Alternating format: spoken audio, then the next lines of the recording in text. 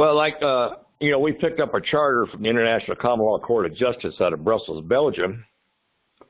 And being that, we can have court-martials.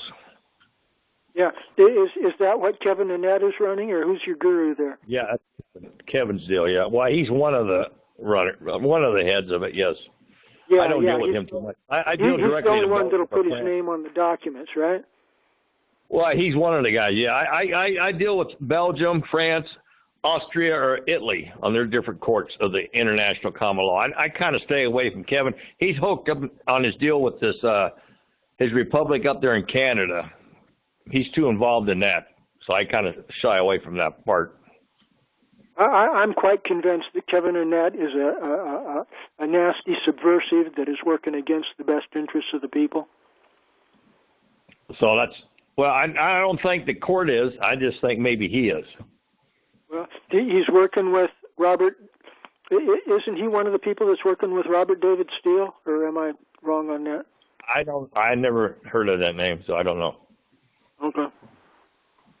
Okay, yeah, I might be confused on that. There's all kinds of groups out here that are purposefully, I believe they're purposefully misleading us. I've reached out to most of these groups, and they don't want to listen about how real common law was run in England prior to the Norman conquest of 1066 AD, and how it's all based on biblical law, Exodus 18 model of decentralized self-governing communities. None of them want to talk about that. They just want a newer version of top-down authoritarian government. It's like rearranging the chairs on the Titanic. They don't care as long as they get to be at the top of the pig pile. Yeah. Let me try to draw Jim Blakely out. Jim, how are you doing? You got any comments or questions on what we're talking about here? Well, thank you, Charles. Good afternoon. It's good to hear you again. Sorry I'm so late to the call.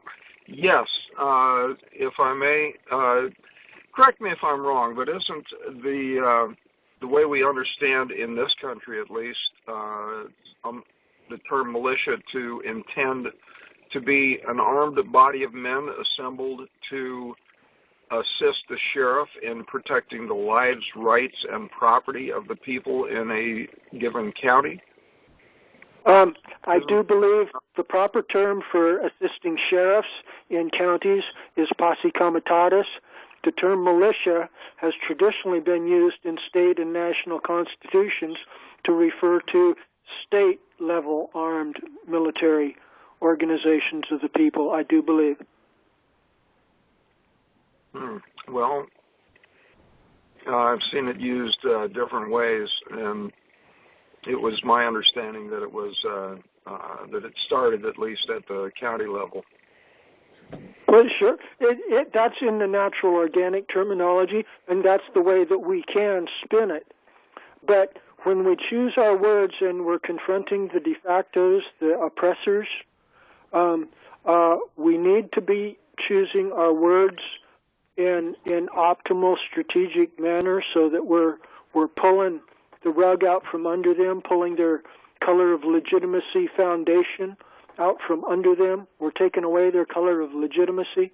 And if we talk in terms of Posse Comitatus, that gives them no wiggle room to try to pretend like Roman Empire civil municipal government is still applicable, whereas constitutions that establish civil municipal government, state and nationally, they all talk in terms of militia. So the forked-tongued lawyers and judges thereunder have some color of legitimacy for presuming that by talking about how wonderful the militia is, that you're by implication supporting the continued existence of civil municipal top-down authoritarian model of government. Okay. Well, the term Posse Comitatus, that's something I've never, it's a term, it's two words, both of which are Latin rooted as far as I am aware, and I've never taken any time to do any research on them and break them down and see what each one of them originally meant. Mm-hmm. If I might, in further support of what I'm talking about, Posse Comitatus there, if you put quote marks around Posse Comitatus and put it in a Google or DuckDuckGo or search engine, you'll come up with numerous hits. Wikipedia's got a good article there, but you'll also come directly to what discussion frequently focuses on: the Posse Comitatus Act that was invoked after the Civil War. And it's rather a short document, but it just talks about, it places a limitation on federal military troops, like what's being used with this goofy coronavirus thing.